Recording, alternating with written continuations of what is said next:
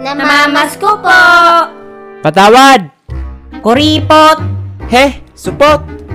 Hay naku paring Benjo. Hindi ko alam kung bakit mo patrinopay ang abnoy na yan. Mabait na tao yan si Chikoy. Maloko lang talaga. Paring Benjo, may kausap ka ba? Ah, wala. Sige na, umuwi ka na sa inyo. Baka hanapin ka ng misis mo.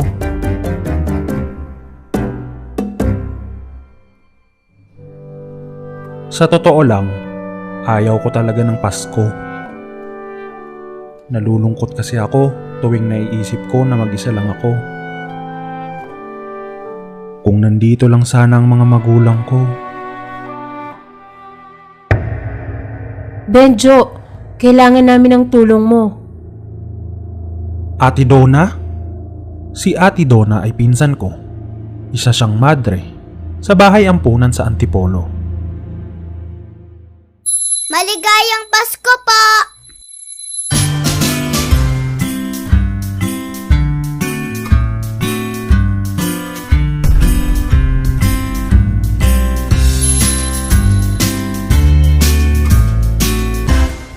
Hindi pangkaraniwan ng batang yan.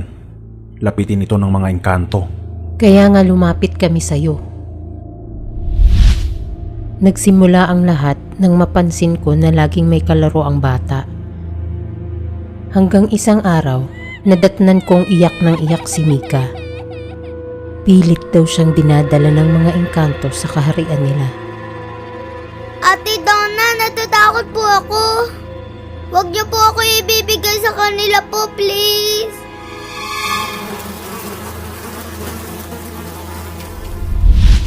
Mamayang gabi ang kaarawan ni Mika. Ngayon ang nakatakdang araw na kukunin siya ng mga engkanto. Ikaw lang ang kilala kong makakatulong sa amin.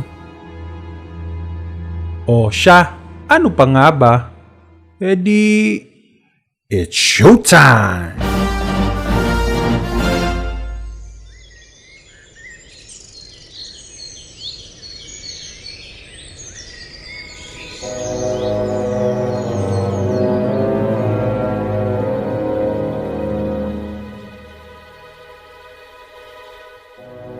Nandito na sila.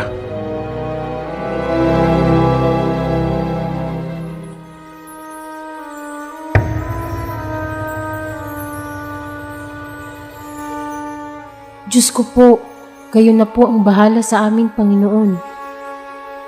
Mika, halika na.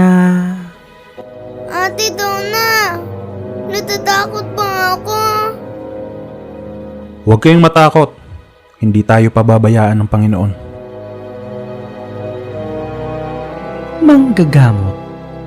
Hindi mo kayang protektahan ng batang yan. Kaya kung ako sa'yo, isuko mo na ang batang yan.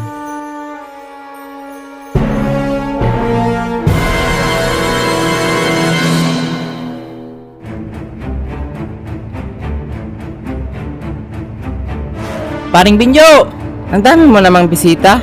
Halika, pasok kayo. Merry Christmas! Nako, naloko na. Sino ba yan? Ibigay mo na sa akin ng bata. Kung ayaw mo na may mangyari sa kutong lupa na to. Diyos ko naman paring Benjo. Paulit-ulit na lang. Ka Benjo, huwag niyo po ako ibigay po sa kanila. Huwag kang mag-alala. Akong bahala sa'yo. Oh, eto na. Pakawalan mo ang kaibigan ko. Benjo! Mag-exchange gift tayo. Okay ba?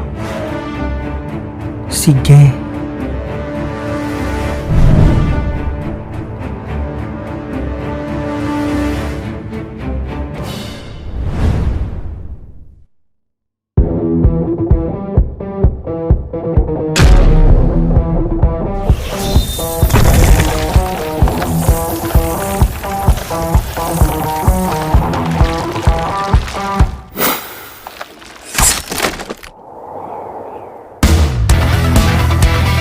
Late na ba kami sa Christmas party?